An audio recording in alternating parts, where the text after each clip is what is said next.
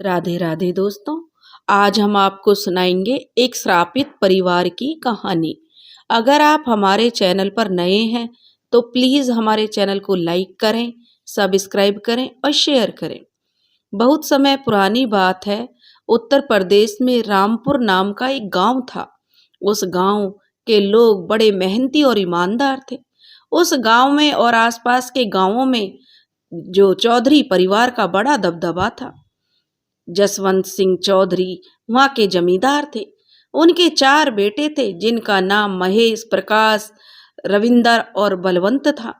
जिसमें सबसे छोटे बेटे का नाम बलवंत चौधरी था, जो शहर से पढ़ाई करके अपने गांव वापस आया था। जब वो पढ़ाई पूरी करके वापस अपने गांव आया तो गांव में बहुत खुशी का माहौल था, क्योंकि चौधरी का लड़का शहर से पढ़ाई पूरी करके गांव आया था। अपने गांव में आने की खुशी में चौधरी साहब ने बहुत बड़े भोज का आयोजन किया था। आसपास के रसूखदार लोगों और गांव के हर परिवार के लोगों को भोज का निमंत्रण दिया था और साथ में नाच गाने का और संगीत का भी आयोजन किया था। पूरा गांव चौधरी साहब के यहाँ आयोजन में जाने के लिए नए नए कपड़े पहनकर अच्छे से तैयार होकर पहुंच गए थे। महिलाएं भी सभी तैयार होकर पहुंच रही थी। एक तरफ भोज चल रहा था तो दूसरी तरफ पर एक बड़े मंच पर चौधरी साहब और उनके परिवार के लोग एक दूसरे के साथ बैठे हुए थे। वहीं पास में चौधरी बलवंत सिंह भी बैठा हुआ था। बलवंत एक 21-22 साल का सुंदर नौजवान था। शहर में रहकर उसकी सुंदरता में और निखार आ गया था। मंच के नीचे सभी गांव वालों के बैठने की व्यवस्था थी, जो वहां बैठे हुए थे और नाच गाने का मजा ले रहे थे। कमली भी अपने घर वालों के साथ आई हुई थी। कमली एक 17-18 साल की खूबसूरत सी लड़की थी, जो बहुत ही चंचल लड़की थी। उसके पिता चौधरी साहब के यहाँ मजदूरी करते थे और वह एक गरीब परिवार की बेटी थी और वह एक साधारण जाति के लोग थे। कमली अपने माता पिता की 5वीं संतान थी। जब मंच पर नाच गाना चल रहा था तब कमली भी एक तरफ कोने पर बैठकर नाच गाने का मजा ले रही थी। तभी मंच पर बैठे हुए बलवंत चौधरी की नजर उस पर पड़ी। बलवंत जैसे ही कमली को देखता है, उसको देखता ही रह जाता है। उसकी नजरें कमली से हटी नहीं रही थी।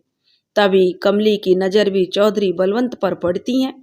तब बलवंत और जो कमली की नजरें आपस में टकराती हैं, फिर वो दोनों एक दूसरे से सम्मोहित से हो जाते हैं।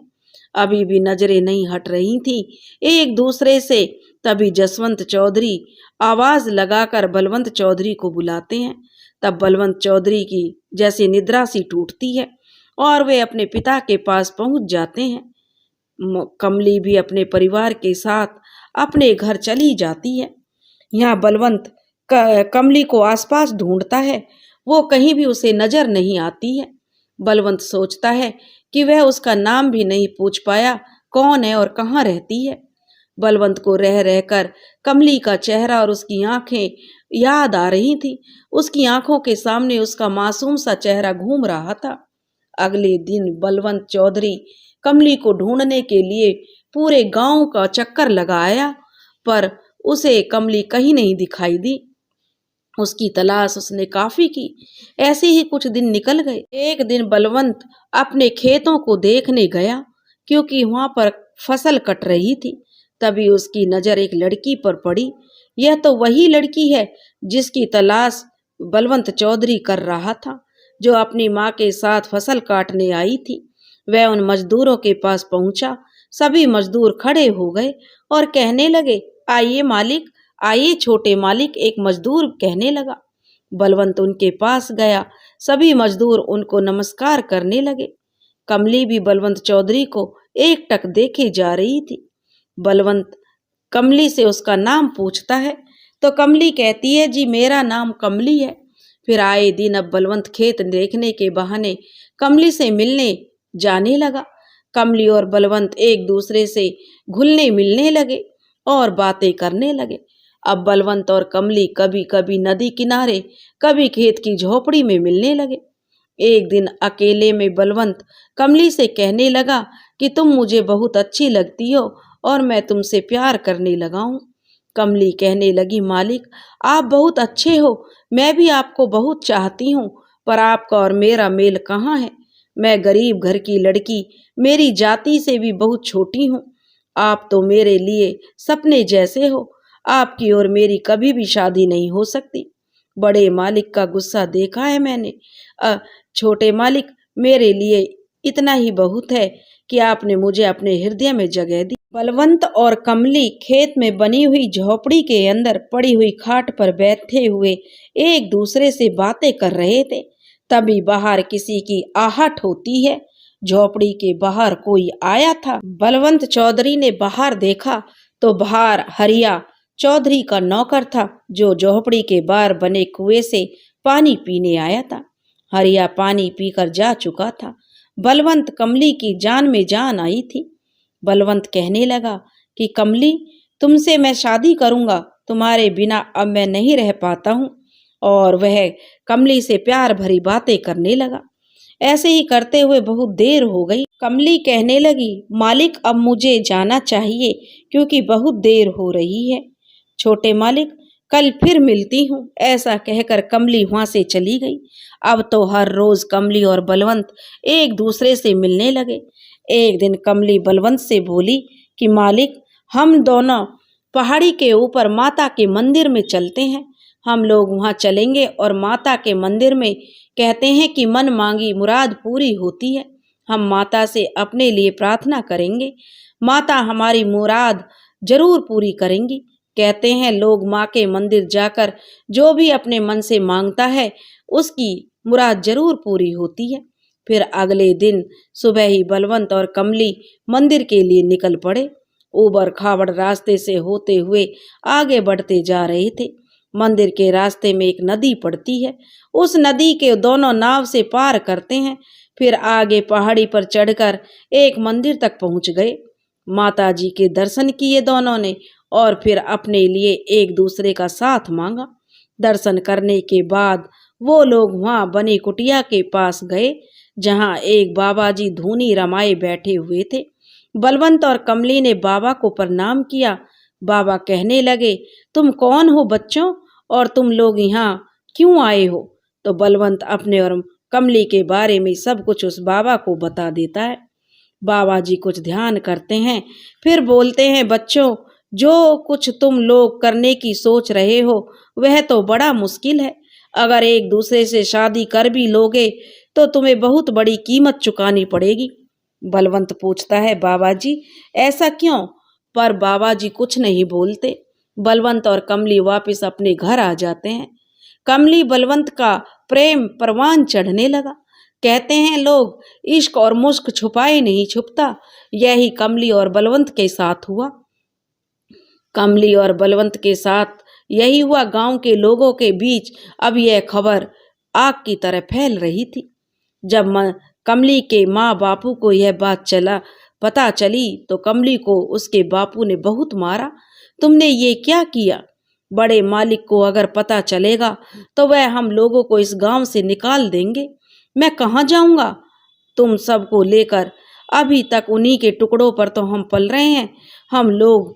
हे भगवान अब क्या होगा। उधर जसवंत चौधरी को यह भनक लग गई थी।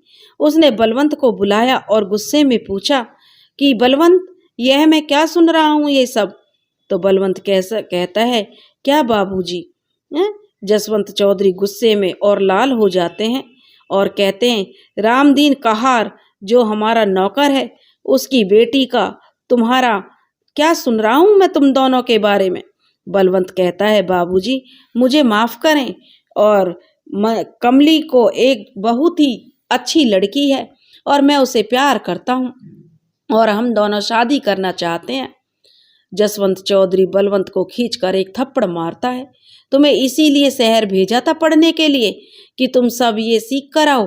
ऐसी लड़कियां बिस्तर तक ही ठीक होती हैं। आज के बाद उसका ख्याल दिमाग से निकाल दो। पृथ्वीपुर के जमींदार की लड़की से तुम्हारी शादी होगी। तो जसवंत कहता है, नहीं बाबूजी, ऐसा मत करो। कमली और मैं एक दूसरे के बिना नहीं जी पाएंगे।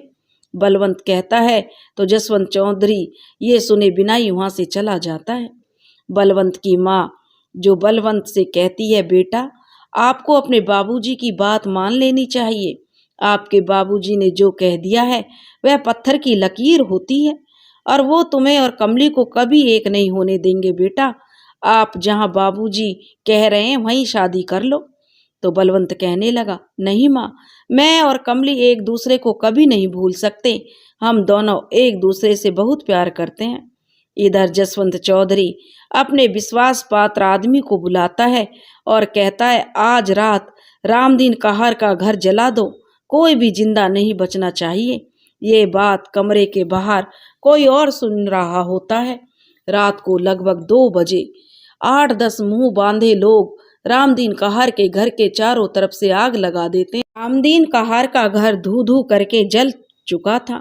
चौधरी के नकाब पोस लठैत अब जा चुके थे।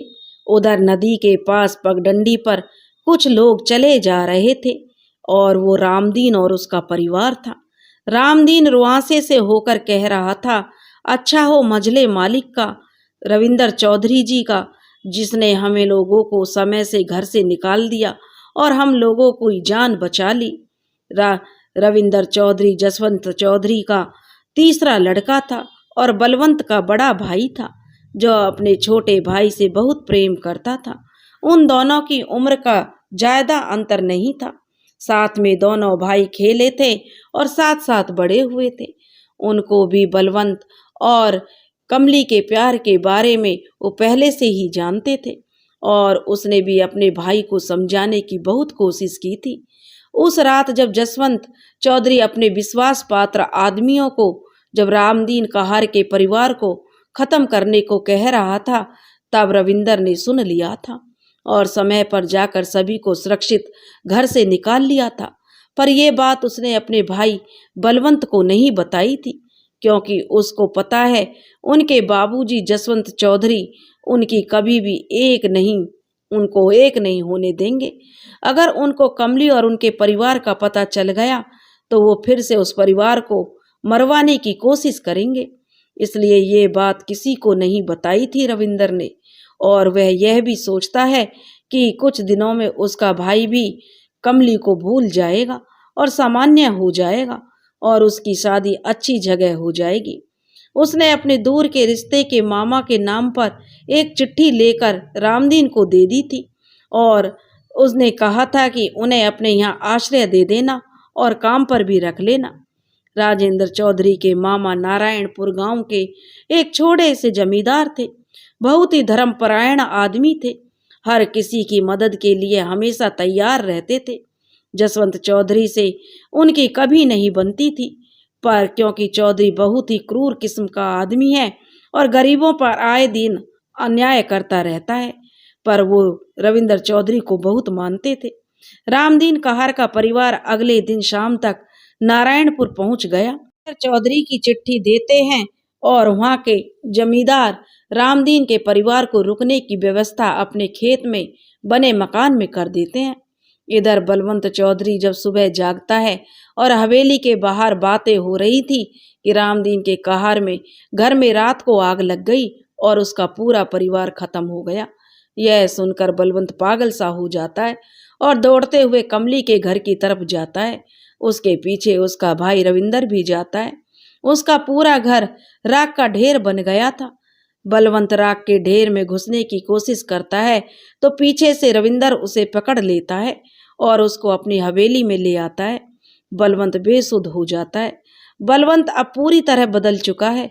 कमली की यादों में पागलों की तरह सा हो गया है। ना किसी से बात करता था, ना हंसता, ना मुस्कुराता, बस गुमसुम ही बना रहता था। उसका भाई और माँ उसको बहुत समझाते।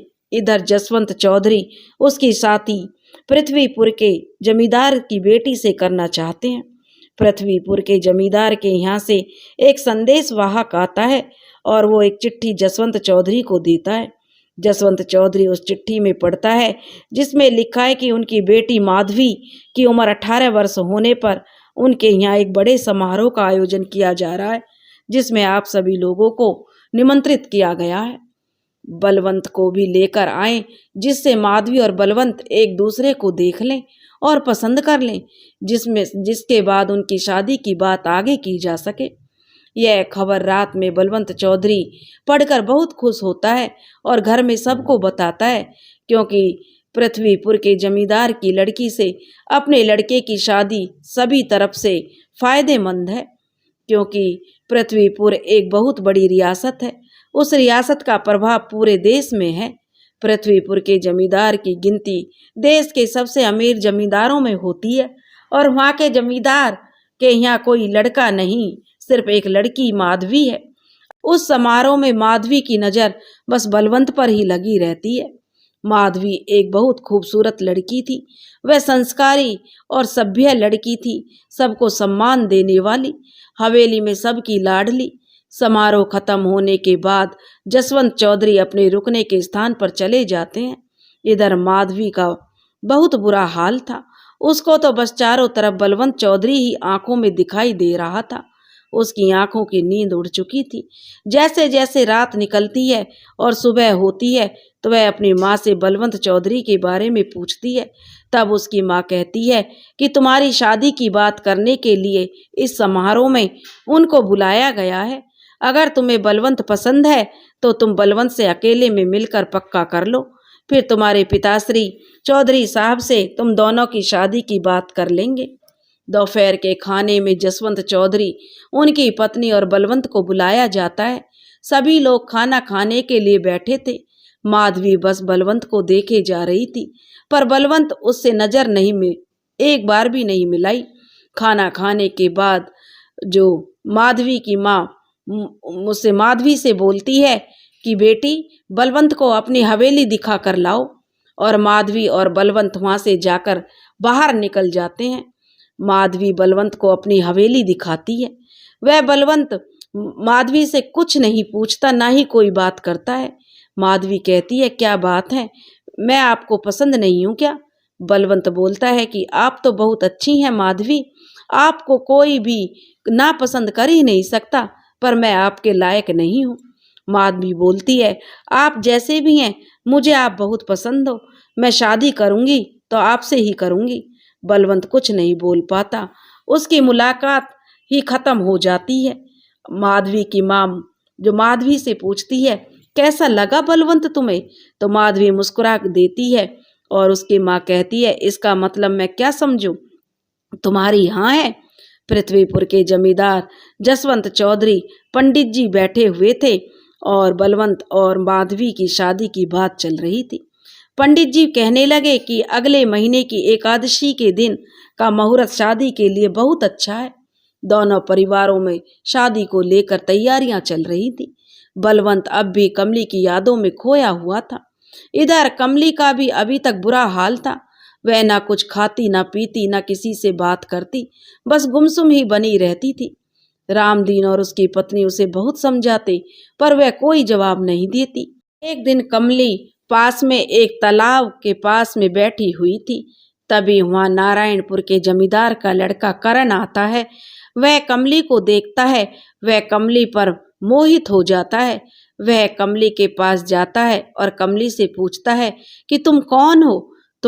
कमली बता देती है कि वह पास के खेतों में बने मकान में रहती है। करण वहां से चला जाता है। वह अपने घर आकर अपनी माँ को कमली के बारे में बताता है और कहता है कि मैं शादी उसी लड़की से करूँगा। करण की माँ बोलती है कि मैं तुम्हारे पिताश्री से बात करूँगी। अगले दिन करण की माँ अपने पति से बात करती है और करण के दिल का हाल बताती है। तब वह कहते हैं कि अगर करण को लड़की पसंद है तो मैं लड़की के पिता को बुलाकर शादी की बात करूँगा। अगले दिन रामदीन को नारायणपुर के जमींदार की हवेली में बुलाया आ जाता है। रामदीन हवेली में जाता है। हवेली में रामदीन को बहुत सम्मान से बैठाया जाता है। जमींदार साहब आते हैं तो रामदीन खड़ा हो जाता है। रामदीन को बैठने को कहते हैं तो रामदीन कहता है कि मालिक, आपने मुझे बुलाया? तो वे कहते हैं, हाँ रामदीन, बुरा ना मानो तो एक बात कहूँ। रामदीन कहता है, जी मालिक, आप हमारे अन्नदाता हैं, कहिए। एक नहीं, आप 1000 बातें कहिए। रामदीन जमींदार साहब कहते हैं, तुम्हारी बेटी को मैं अपनी हवेली की बहू बनाना चाहता हूँ, अगर तुम्हें कोई ऐतराज ना हो। रामदीन मालिक कहता है, मुझे कोई ऐतराज कैसे होगा? ये तो मुझे और मेरी बेटी के लिए सौभाग्य की बात होगी मालिक। पर मालिक, मैं एक छोटी जाति का आदमी हूँ, और मैं कहाँ और आप कहाँ? कहाँ राजा भोज और कहाँ गंगू तेली? रामदीन ने यह कहा तो मालिक कहने लगे, रामदीन, मैं ये सब नहीं मानता। भगवान ने सबसे पहले हम लोगों को इंसान बनाया है, फिर ये रिश्ता पक्का समझू रामदीन। रामदीन कहता है, जी मालिक, आप जैसा सही समझे। और कहते हैं, मालिक कहता है कि मैं कल पंडित जी को बुलाकर मुहूर्त निकलवा लेता हूँ। और रामदीन कहता है, जी मालिक बोलता है, और वह बहुत ही खुश हो जाता है। ऐसे ही रामदीन घर आता है, अपनी पत्नी और बच्चों को खुशखबरी सुनाता है कि हमारे मालिक ने हमारी कमली का रिश्ता अपने बेटे करण से तय कर दिया है। यह बात कमली भी सुन रही होती है। उसकी आंखों में आंसू होते हैं और वह कहने लगी, बापू, ये तुमने क्या किया? तुम्हें तो पता है मैं चौधरी मालिक की अमानत हूँ। मैं उनके अलावा किसी और के बारे में सोच भी नहीं सकती। आप मना कर दो इस रिश्ते के लिए। रामदीन कहता है, पागल हो गई हो क्या तुम? इतना अच्छा रिश्ता मिला है, और वो भी जमींदार के घर में, जिन्होंने हम लोगों को आश्रय दिया है, जो तुम्हें पूरे सम्मान से अपनी हवेली की बहू बना रहे हैं। अब तुम्हारी एक नहीं सुनूंगा मैं, और अगर शादी के लिए मना करेगी तो मेरा मरा मुंह देखेगी। कमली का रो रो कर बुरा हाल था। कमली सोचती है कि किसी तरह यह खबर बलवंत चौधरी तक पहुंच जाए, पर उसे कोई रास्ता नहीं सूझता। अगले दिन कमली तालाब के किनारे बैठी हुई थी, और अर्जुन वहां आता है और आकर कमली के पास बैठ जाता है। कमली से पूछता है, कैसी हो कमली, यहाँ कैसे बैठी हो? कमली कोई जवाब नहीं देती। तो करण फिर बोलता है, कमली, अपनी शादी होने वाली है, मेरी और तुम्हारी, और तुम मुझसे कोई बात नहीं कर रही हो। ये रूखापन क्यों है? अगर कोई समस्या है तो मुझे बताओ, मैं तुम्हारी मदद करूंगा। इस पर भी कमली कोई जवाब नहीं देती। करण कमली का हाथ पकड़ लेता है और उसकी आंखों में आंखें डालकर फिर पूछता है। तो कमली से कहता है कि एक दोस्त के नाते ही बता दो कमली। इतने में कमली की आंखों से आंसू बहने लगते हैं। फिर वह जोर जोर से रोने लगती है। कुछ देर रोने के बाद जब वह चुप होती है तो कहती है, मालिक, मैं अपना दिल पहले से किसी को दे चुकी हूँ, और मैं उनके सिवा किसी और को अपना नहीं सकती। वो भी मुझे ढूंढ रहे होंगे, सिर्फ उन्हीं का इंतजार है मुझे। करण कहता है, इतनी सी बात? तो तुम्हारी शादी तुम्हारी इच्छा के बिना नहीं होगी। तुम्हारा प्यार तुम्हें जरूर मिलेगा। यह सब तुम दोनों की शादी जब तक मैं नहीं करा दूंगा, मैं चैन से नहीं बैठूंगा। कमली, ये मेरा तुमसे वादा है। कोई बात नहीं, अगर मेरी शादी तुमसे नहीं हो रही है तो मैं तुम्हारा एक अच्छा दोस्त तो बन सकता हूँ। अब तो ये बता दो कि वो खुश नसीब कौन है? तब कमली कहती है कि वो रामपुर के चौधरी बलवंत जी हैं। रामपुर का बलवंत चौधरी? उसका नाम सुनकर करण चौंक जाता है और कहता है, बलवंत तो मेरा भाई है, और एक दो दिन में ही रामपुर में जाकर मैं उसको बलवंत को मिलता हूँ और उसे लेकर आता हूँ तुम्हारे पास। अब तो खुश हो ना? करण कमली से बोलता है। तो कमली कहती है, हाँ मालिक, अब मैं बहुत खुश हूँ। इधर रामपुर में बलवंत और माधवी की शादी की तैयारियां जोर शोर से चल रही थी, क्योंकि 3 दिन बाद बलवंत और माधवी की शादी होनी है। अगले दिन करण अपने घोड़े पर बैठकर रामपुर के लिए निकलता है। रामपुर के पहले पहाड़ी वाला मंदिर दिखता है तो वह दर्शन के लिए पहाड़ी पर बने मंदिर में चला जाता है। माता के दर्शन करने के बाद वह कुटिया की तरफ चलता है, जहां पर वह महात्मा जी ध्यान लगाए बैठे थे। महात्मा जी को करण प्रणाम करके आगे बढ़ने को होता है तो महात्मा जी उससे कहते हैं, रुको बेटा। करण रुक जाता है। महात्मा जी बोलते हैं, बेटा, तुम जिस काम के लिए जा रहे हो वो काम ना ही करो तो सभी के लिए अच्छा है। करण बोलता है, बाबा जी, मैं वादा कर चुका हूँ और वो काम तो मुझे करना ही है, और प्रणाम करके वहां से आगे निकल जाता है। थोड़ी देर में रामपुर आ जाता है। वह हवेली में आ जाता है। हवेली के सभी लोगों से मिलकर बलवंत के कमरे में जाता है। बलवंत गुमसुम सा बैठा है। करण को देखकर उससे लिपट जाता है और रोने लगता है। करण बलवंत को चुप कराता है और उसको फिर बताता है कि कमली जिंदा है और आज भी तुम्हारा इंतजार कर रही है। बलवंत कहता है, दोस्त मुझे कमली के पास ले चलो, मैं उसके बिना नहीं जी सकता। इतने में रविंदर चौधरी आ जाता है और सारी बातें सुन लेता है। रविंदर को देखकर बलवंत कहता है, आपको पता है कि मेरी कमली जिंदा है और मेरा इंतजार कर रही है। रविंदर कहता है, पता है छोटे मुझे, और पूरी कहानी सुना देता है किस तरह कमली और उसके परिवार को वह वहां से बाहर निकालता है। बलवंत कहता है, भैया मुझे कमली के पास जाना है। तो रविंदर कहता है, छोटे यह अभी तो संभव नहीं है, 2 दिन बाद तुम्हारी शादी है, तुम हवेली से बाहर भी नहीं निकल पाओगे और बाबूजी को पता चल गया तो कमली और उसके परिवार जिंदा है तो वह उन्हें जिंदा नहीं छोड़ेंगे। तब बलवंत कहता है, भैया फिर क्या करें, मैं कमली के बिना जिंदा नहीं रह पाऊंगा। रविंदर को सोचते हुए एक कहता है कि एक रास्ता है जिससे कि तुम कमली के पास भी पहुंच जाओगे और ये शादी भी नहीं रुकेगी। करण, बलवंत और रविंदर आपस में बातें कर रहे थे। करण कहता है कि मैं जाऊंगा पृथ्वीपुर और माधवी से बात करूंगा। बलवंत कहता है, मेरे भाई, मेरे दोस्त, मैं कोई भी कीमत में जो तुम्हारा और कमली का मिलन करवाऊंगा, तुम मुझ पर यकीन रखो। रविंदर चौधरी भी कहता है, माधवी से मिलना और उससे इतना आसान नहीं है, तुम कैसे मिलोगे उससे, हो सकता है कि तुम्हें उससे मिलने ही ना दें। हाँ, एक काम कर सकते हो, वहां जाकर कहना कि बलवंत चौधरी का संदेश लेकर आया हूं, हो सकता है कि फिर तुम भी माधवी से मिल पाओ। पर कैसे माधवी को तुम समझाओगे?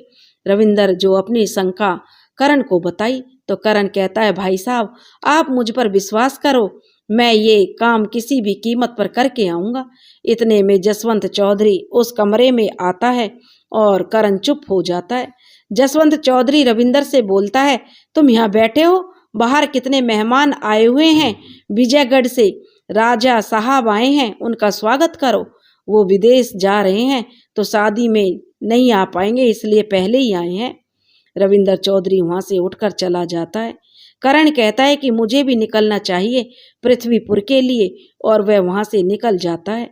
अपने घोड़े पर बैठकर चला जाता है पृथ्वीपुर के लिए और शाम तक पृथ्वीपुर पहुंच जाता है।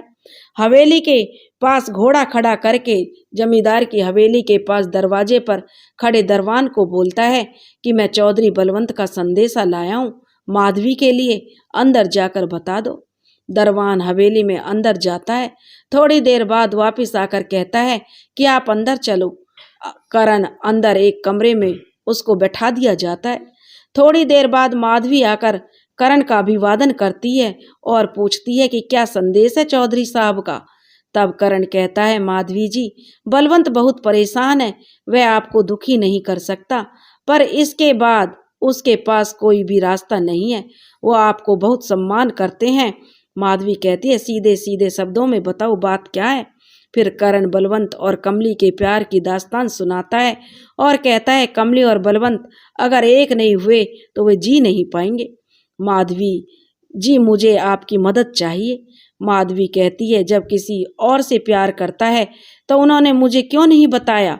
वो अपने पिताजी को नहीं बता सकते थे तो मुझे तो बता सकते थे, मैं मना कर देती अपने पिताजी से। तब वे करण के बताता है कि उनके पिताजी ने कहा था अगर वे माधवी या किसी को भी कुछ बताया तो अच्छा नहीं होगा। माधवी बोलती है, कल मेरी शादी बलवंत चौधरी से है और तुम आज कह रहे हो बलवंत चौधरी किसी और से प्यार करता है, मेरा और मेरे परिवार की प्रतिष्ठा का क्या होगा? तब वह कहता है, माधवी मेरी शादी भी जो कमली से पक्की हो गई थी, मेरी शादी भी 15 दिन बाद मुहूर्त निकला है, पर जैसे ही मुझे पता चला कमली और बलवंत एक दूसरे से प्यार करते हैं, तब मैंने सोचा कि मेरा प्यार मुझे मिले या ना मिले, बलवंत और कमली को मिलाना है। तब माधवी कहती है, मेरे पिताजी को जानते हो, बहुत अच्छे हैं वे, पर ऐसे में वो रामपुर और वहाँ के चौधरी को नहीं छोड़ेंगे, तबाह कर देंगे उन्हें, चौधरी खानदान को। यह संभव नहीं है, मैं कुछ नहीं कर सकती। करण, पृथ्वीपुर बारात तो आएगी, शादी भी होगी कल ही। हाँ, ये जरूरी नहीं कि शादी बलवंत चौधरी से हो। बाकी का देख लो करण क्या करना है। और उठकर कमरे से बाहर चली जाती है माधवी। करण सोच में पड़ जाता है और वह वहां से बाहर निकलता है और अपने घोड़े पर बैठकर चला जा रहा है। सोचते हुए फिर उसकी आंखों में चमक आ जाती है। चलते चलते करण रामपुर पहुंचता है। वहां बलवंत उसका ही इंतजार कर रहा है। करण के पहुंचते बलवंत कहता है कि क्या हुआ पृथ्वीपुर में, माधवी ने ना करने के लिए मानी, क्या कहा है उसने, जल्दी से बताओ। बलवंत बहुत अधीर होकर पूछता है। तो करण कहता है कि भाई तुम परेशान ना हो, तुम्हारा काम हो गया है, तुम्हारी शादी कमली से होगी। और हाँ, किसी से कुछ मत बोलना, कल बारात भी जाएगी और शादी भी होगी पृथ्वीपुर में माधवी की। रामपुर में चौधरी की हवेली में शादी की तैयारियां पूरी हो चुकी हैं। सुबह बारात बड़ी धूमधाम से पृथ्वीपुर के लिए निकलती है। चौधरी जसवंत सिंह बहुत खुश है। उनके बेटे का विवाह जो है बहुत बड़े जमींदार के यहाँ होने जा रहा है। इधर करण के दिमाग में कुछ और ही चल रहा है। बारात पृथ्वीपुर पहुंच चुकी है। बारात के रुकने के लिए बहुत अच्छी व्यवस्था है। पृथ्वीपुर पूरा रोशनी से जगमगा रहा है। बारातियों का स्वागत बड़े जोर शोर से हो रहा है। एक कमरे में दूल्हा बलवंत, रविंदर और करण रुके हुए हैं। दूल्हा तैयार होकर हाथी की पालकी पर बैठ चुका है। उसके माथे पर सेहरा बंधा हुआ है। वहां पर ऐसा रिवाज है कि सेहरा बंधने के बाद दूल्हे का चेहरा शादी के फेरे ना हो जाएं तब तक कोई नहीं देख सकता। नाच गाना चल रहा है। बारात हवेली की तरफ पहुंच रही है। हवेली के बाहर बारात का स्वागत करने के लिए पृथ्वीपुर के जमींदार खड़े हुए हैं। बारात हवेली में पहुंचती है। महिलाएं दीप कलश लिए खड़ी थीं। जसवंत चौधरी बहुत सा सोना चांदी महिलाओं के कलश में डालते हैं। बारात हवेली के अंदर बहुत बड़े मैदान है, वहां पर पहुंचती है। सभी बारातियों को खाने के लिए 56 प्रकार की व्यवस्था की गई है। सभी बाराती खाने में लग गए। एक तरफ शादी की रस्म चल रही है। लड़की लड़के को वरमाला पहनाती है, फिर लड़का लड़की को, उसके बाद फेरे होते हैं। शादी संपन्न होने के बाद दूल्हे का सेहरा हटाया जाता है तो सभी लोग चौंक जाते हैं। यह क्या, दूल्हा तो बदल गया है, दूल्हा तो बलवंत की जगह करण है। सभी लोग देखकर चौंक जाते हैं। पृथ्वीपुर के जमींदार कहते हैं चौधरी से, ये तूने धोखा हमारे साथ क्यों किया? चौधरी, इसकी बड़ी कीमत तुम्हें चुकानी पड़ेगी।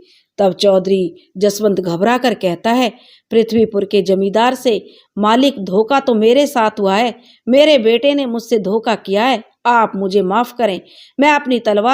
वह अपनी तलवार निकालकर करण को मारने के लिए दौड़ता है। उससे पहले ही माधवी करण के आगे आ जाती है। चौधरी कहता है हट जाओ लड़की, इसका तो आज अंत कर दूंगा, इसने भी विश्वासघात किया है। माधवी कहती है आप दूर ही रहना इनसे, ये मेरे पति हैं और इनको किसी ने छुआ भी तो कसम माँ भवानी की, एक आदमी भी वापस रामपुर नहीं पहुंचेगा। पृथ्वीपुर से बारात वापस जा चुकी है। पृथ्वीपुर के जमींदार, उनकी पत्नी माँ और माधवी और करण एक तरफ बैठे हुए हैं। माधवी कहती है पिताजी मुझे माफ कर दो, मेरी शादी मेरी पसंद से हुई है। ये नारायणपुर के जमींदार के लड़के करण हैं। शादी तय होने के बाद मुझे पता चला कि बलवंत और जो कमली की पूरी कहानी अपने पिता को सुना देती है। करण कहता है माधवी आपसे मेरी शादी हुई है, मैं अपना पति धर्म निभाऊंगा, पर पहले मुझे पास के जंगल में जाना है जहां बलवंत मेरा इंतजार कर रहा है। उसको और कमली को एक करना है। मैं अपना वादा निभाकर वापस आपके पास आऊंगा और आपको अपने घर ले जाऊंगा। करण माधवी से विदा लेकर जंगल में निकलता है और अपने दोस्त बलवंत के पास पहुंच जाता है। जंगल में बलवंत उसका ही इंतजार कर रहा था। करण के पहुंचने पर बलवंत करण से पूछता है कि क्या हुआ वहां, बताओ मुझे। तो करण कहता है दोस्त सब ठीक है, चलो मैं तुम्हें कमली के पास ले चलूं। फिर वहां से दोनों नारायणपुर के लिए रवाना हो जाते हैं। कमली तालाब के किनारे गुमसुम बैठी हुई थी। तभी उसको किसी के आहट सुनाई देती है। वह पीछे मुड़ती है तो देखती है मालिक आप। बलवंत को देखकर जो कमली बलवंत से लिपट कर रोने लगती है। मालिक आपने मेरी खबर ही नहीं ली, मैं तो आपको याद करके तिल तिल मर रही थी। बलवंत कहता है कमली मुझे भी पता नहीं था कि तुम लोग जिंदा हो, मैं तो तुम्हारी याद में पागल सा हो गया था कमली, और वो करण की वजह से ही हम आज मिल पाए हैं। करण को बलवंत गले से लगा लेता है। करण कहता है कि बलवंत, तुम लोगों के लिए यह जगह सुरक्षित नहीं है। अब तुम लोगों को यहाँ से दूर जाना होगा, क्योंकि आपके पिताजी चौधरी साहब को पता चल गया होगा कि तुम यहाँ आए हो, तो तुम्हें ढूंढते हुए वह यहाँ जरूर आएगा और तुम लोग यहाँ से नाहरगढ़ चले जाओ। वहाँ मेरा दोस्त वीरेंद्र सिंह रहता है, उसको मैं पत्र लिख देता हूँ, वो तुम्हारी हर तरह से मदद करेगा। करण बोलता है कि मेरा घोड़ा ले जाओ, उसके ऊपर बंधे थैले में थोड़ा सा धन रखा है जो तुम्हें जरूरत पड़ने पर काम आएगा। अब तुम लोगों को यहाँ से निकलना चाहिए, क्योंकि अगर आपके पिताजी को अगर पता चल गया तो वे यहाँ कभी भी आ जाएंगे। करण और बलवंत एक दूसरे को गले लगकर विदा लेते हैं। इधर रामपुर बारात वापस आ गई है। जसवंत चौधरी बहुत गुस्से में है, उनका पारा 7वें आसमान पर है। उन्होंने अपने लठैतों को बुलवाया और कहा कि जाओ और बलवंत को ढूंढ कर लाओ। जब तक बलवंत का पता नहीं चले तब तक लौट कर मत आना। मुझे बलवंत चाहिए किसी भी कीमत पर। आज उसने मेरी इज्जत को मिट्टी में मिला दिया है। इधर बलवंत और कमली चले जा रहे हैं, घोड़े पर बैठकर एक दूसरे से बातें करते हुए। कमली कहती है, मालिक, क्या हाल कर लिया है आपने अपना। एक दूसरे से मिलकर उनको ऐसा लग रहा है जैसे उन्हें सारा जहां मिल गया हो। दिन भर सफर करने के बाद रात तक एक गांव में वहां के मुखिया के घर जाते हैं। मुखिया पहचान जाता है बलवंत को, क्योंकि मुखिया जसवंत चौधरी का दोस्त है और बलवंत की शादी में गया था। तो बलवंत का लापता होने और माधवी की करण से शादी का घटना चक्र उसको पता था। मुखिया बलवंत की बहुत खातिरदारी करता है, उसको अपने ही घर में बने कमरे में ठहराता है। कमली बलवंत के पास में ही दोनों जो बातें कर रहे हैं। मुखिया बलवंत को जरा भी शक नहीं होने देता है कि वह जसवंत चौधरी का मित्र है और चुपके से एक अपने आदमी को रामपुर चौधरी को जसवंत की खबर देने भेज देता है। अगली सुबह जब जसवंत और कमली जाने के लिए तैयार होते हैं तो मुखिया यह कहकर रोक लेता है कि आज उनके यहाँ बच्चे का जन्म उत्सव है, आज और रुक जाओ, आप लोग कल चले जाना। बलवंत और कमली मुखिया की चाल से अनजान थे। मुखिया अपने बेटे से कहता है, इन लोगों के पास में शंकर भगवान का मंदिर है, वहां दर्शन करा कर लाओ। सुबह का नाश्ता करके वे लोग मंदिर दर्शन करने के लिए निकल जाते हैं। जब दर्शन करके आते हैं, शाम होने वाली है। मुखिया के घर पर घोड़ा बंधा है, वह घोड़ा जाना पहचाना सा है। जैसे ही बलवंत, कमली और मुखिया का लड़का मुखिया के घर की तरफ आते हैं, तब देखते हैं चौधरी जसवंत का घोड़ा और उसके साथ 8-10 घोड़े मुखिया के बंधे हैं। बलवंत समझ जाता है। बलवंत और कमली एक घोड़े पर साथ में बैठ जाते हैं और वह मुखिया के लड़के को बोलते हैं कि कमली के गले में पड़ी मोतियों की माला मंदिर के पास कहीं गिर गई है, हम लोग उसे लेकर आते हैं। और अपना घोड़ा तेजी से विपरीत दिशा में दौड़ा देते हैं। उधर जब मुखिया का लड़का अपने घर के अंदर आता है, मुखिया उसको अकेले देखकर पूछता है, कहाँ हैं वे लोग। तो वह गले की माला वाली बात बताता है और पास में छिपा हुआ बैठा जसवंत चौधरी सब समझ जाता है। वह अपने आदमियों को कहता है, सब लोग जल्दी बाहर आओ और बलवंत का पीछा करो। चौधरी और चौधरी के लठैत सब अपने अपने घोड़ों पर बैठकर उसी दिशा की ओर घोड़ा दौड़ा देते हैं जिस तरफ बलवंत और कमली भागे हैं। आगे जाकर जसवंत कहता है कि यहाँ से अलग अलग रास्ते हैं, इसलिए 3-4 ग्रुपों में बट जाओ और वे लोग अलग अलग दिशाओं में जाओ। बलवंत कमली घोड़े से भागते भागते एक जंगल में चले जाते हैं। चौधरी और उसके लठैत भी पीछा करते हुए जंगल में घुस जाते हैं। भागते भागते अंधेरा छा गया। बलवंत और कमली एक पेड़ के नीचे रुक जाते हैं। उनका घोड़ा थक गया था। उन लोगों को भी भूख प्यास लगने लगी थी। कमली को डर भी बहुत लग रहा है। वह बलवंत से चिपकी हुई खड़ी थी। उसकी दिल की धड़कनें बहुत बड़ी हुई थी। बलवंत से कमली कहती है, मालिक, अगर हम लोगों को अगर बड़े मालिक ने पकड़ लिया तो वो हम लोगों को जिंदा नहीं छोड़ेंगे। बलवंत कहता है, ऐसा कुछ नहीं होगा कमली, हम सुरक्षित हैं, यहाँ से निकलेंगे और एक नई दुनिया बसाएंगे जहाँ कोई हमारे प्यार के बीच नहीं आएगा। वहाँ पर सिर्फ तुम और हम होंगे। हमारा एक छोटा सा परिवार होगा। हम आपको बहुत प्यार करेंगे, कभी अकेला नहीं छोड़ेंगे। बलवंत जो कमली को समझाता है और परिवार की बातें सुनकर कमली शर्मा जाती है। फिर दोनों एक दूसरे के आगोश में दुनिया से बेखबर होकर कब नींद के आगोश में चले गए उन्हें पता ही नहीं चला। सुबह जब घोड़ों की टाप की आवाज उनके कानों में पड़ती है तब एकदम से बलवंत की नींद खुलती है। वह हड़बड़ाकर उठता है और कमली को उठाता है। हम लोगों को यहाँ से जल्दी निकलना होगा, वो लोग हमारे पीछे आ गए हैं। बलवंत और कमली फुर्ती से घोड़े पर बैठकर वहां से निकलते हैं।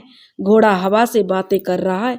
उनको चलते चलते एक पहर बीत जाता है पर जंगल खत्म होने का नाम ही नहीं ले रहा। वह लोग पानी पीने के लिए झरने के पास रुकते हैं।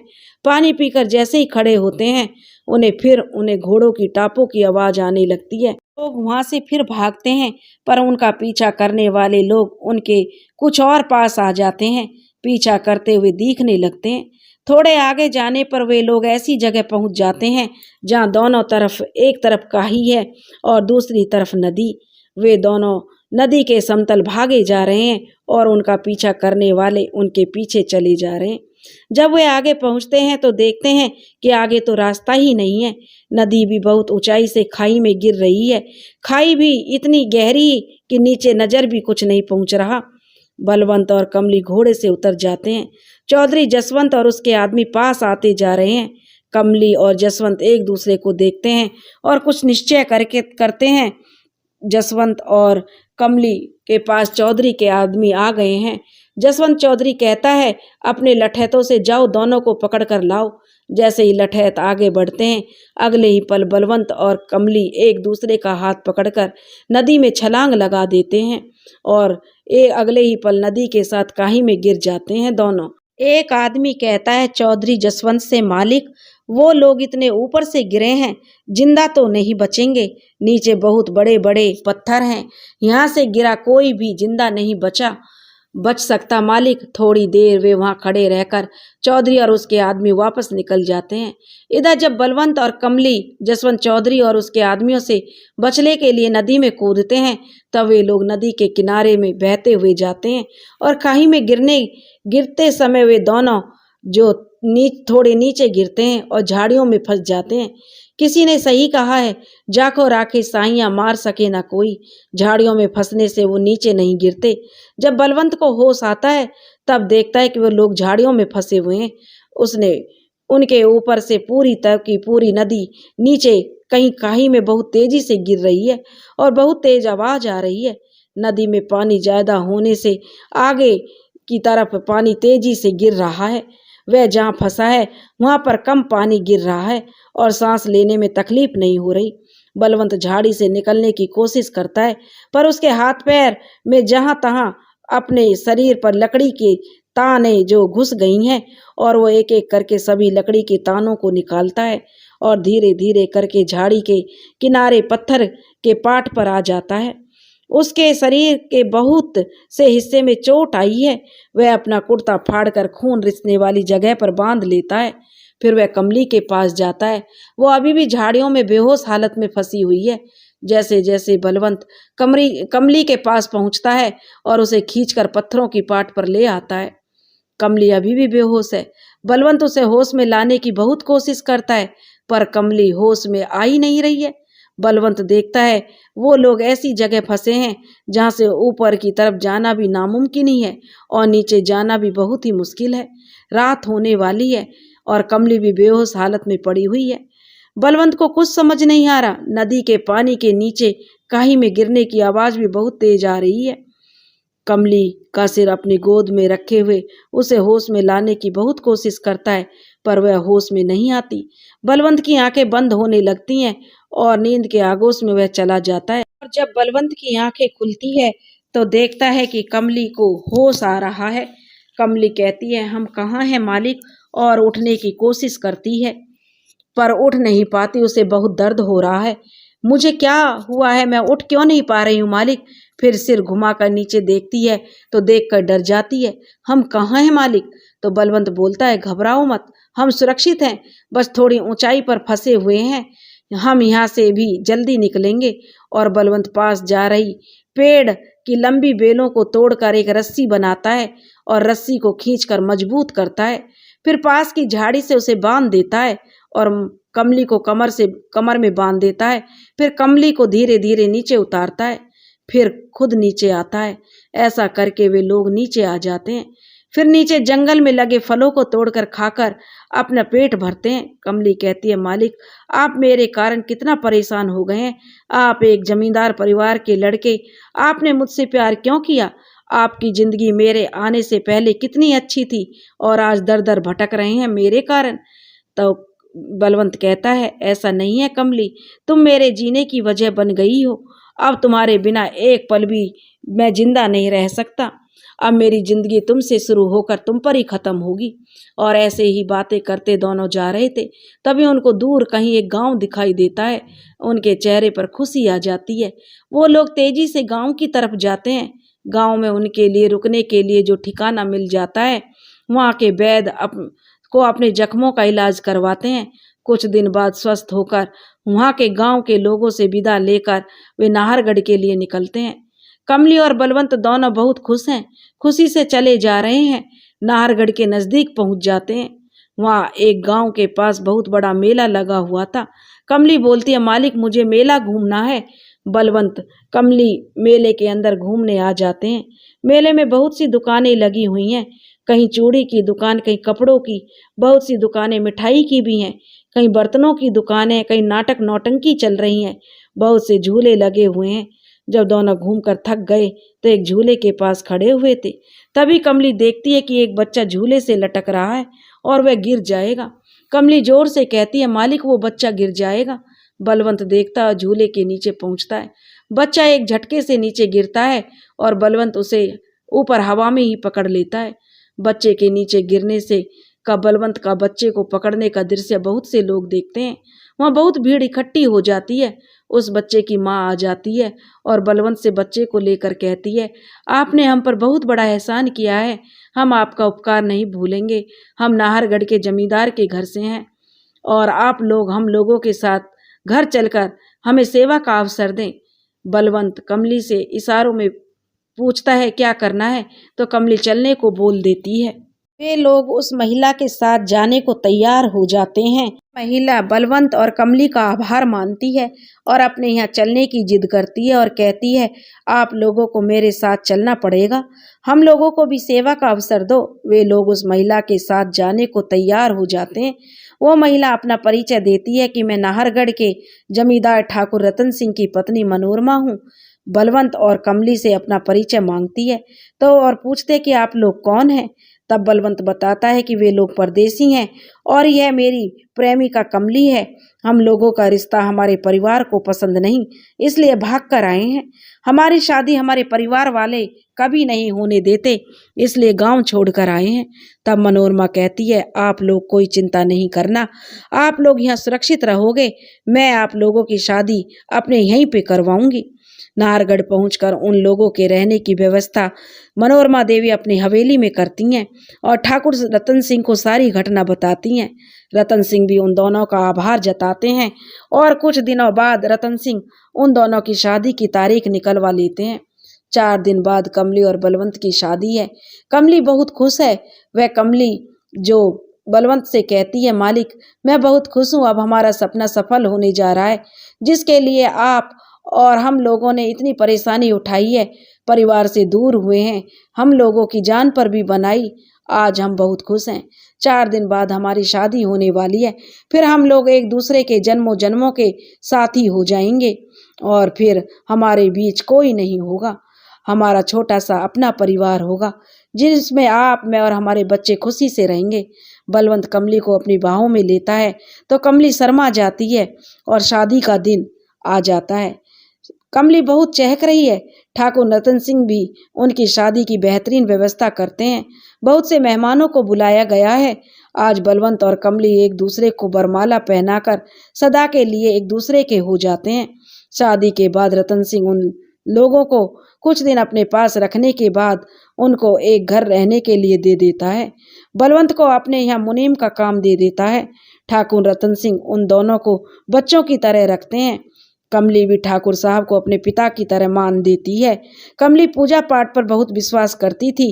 वह बहुत से व्रत रखती है और बहुत सा अपना समय पूजा पाठ को देती है। बलवंत और कमली की जिंदगी खुशी खुशी चल रही है।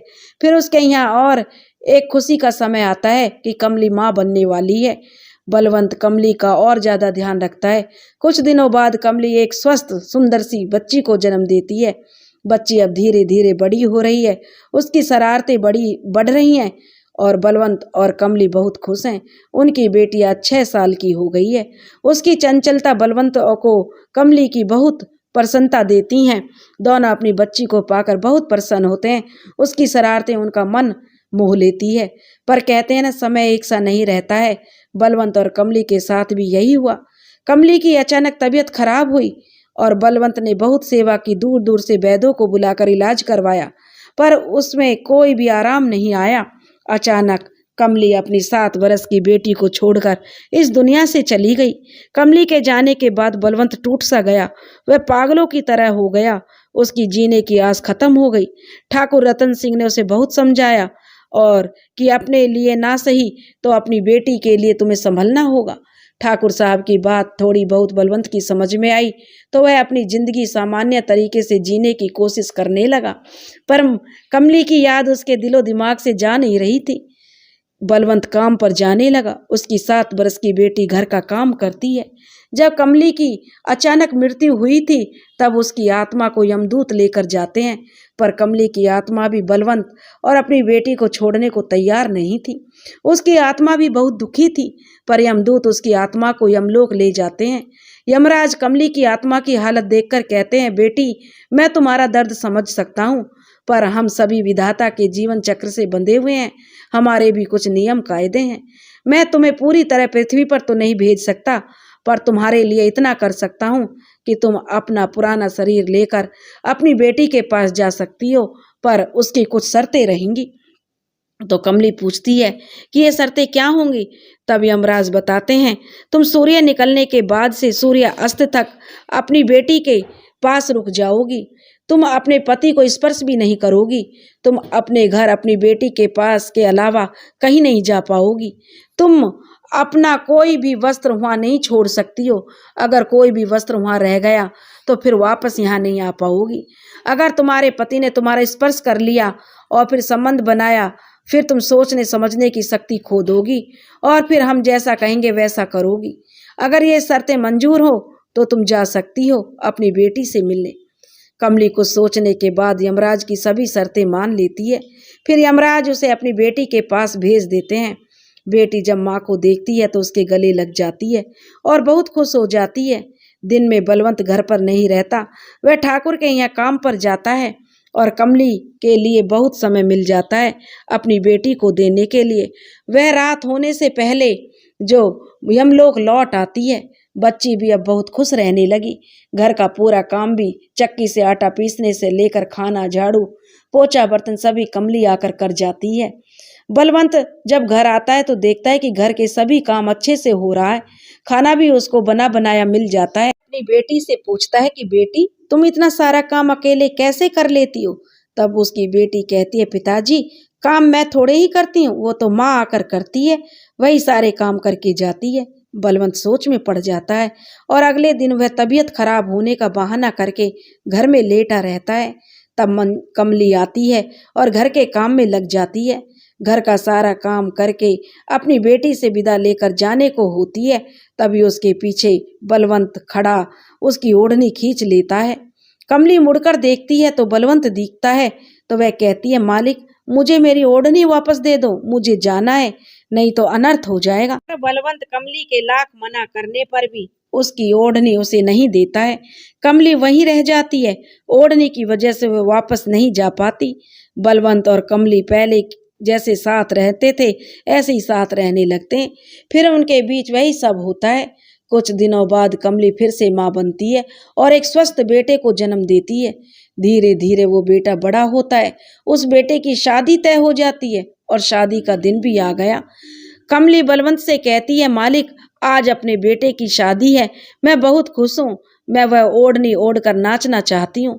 बलवंत सोचता है, इतने दिनों से तो कहीं नहीं गई, अब क्या जाएगी, अब तो इतने साल बीत गए हैं।